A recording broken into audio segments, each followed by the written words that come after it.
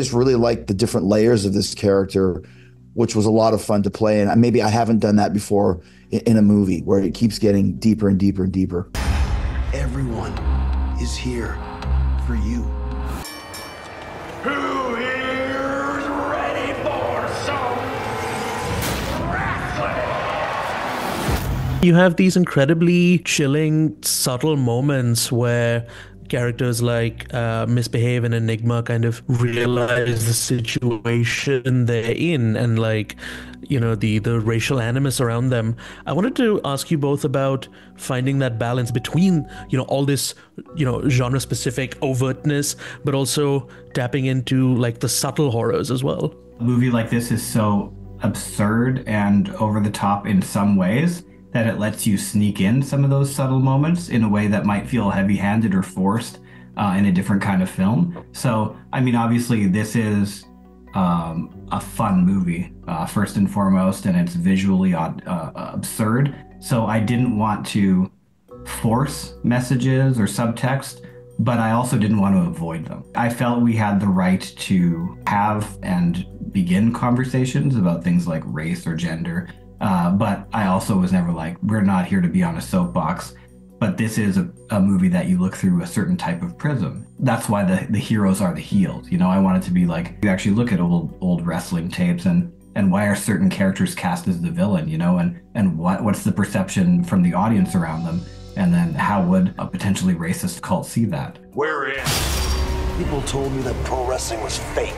Pro wrestling is about sacrifice. Crowd's bonkers. Let the celebration begin! Only one walks away.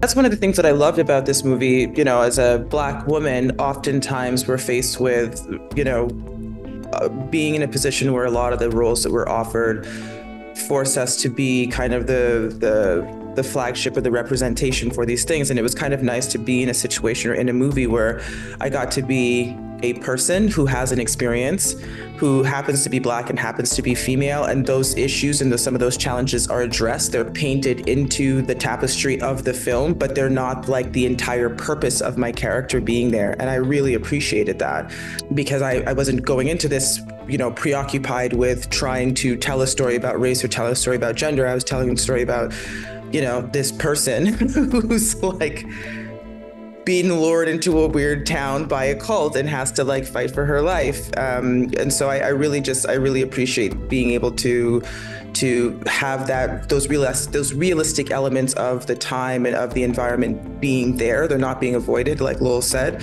but it's also like, it's not the whole story. It's not even the main story. It's just part of the reality of the experience, which I really appreciate. Any type of movie or any type of role is basically kind of where the wrestling business excels when you're talking about the characters that you play. It's so much more important than the actual, matches that you have.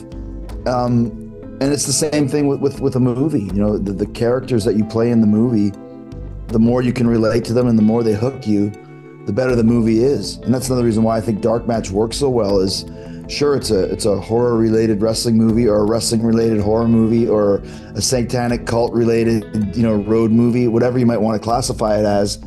But the characters are very, very deep, and there's a lot of layers to them between the leader and Rusty and Misbehaving and, you know, Jolene and the whole crew.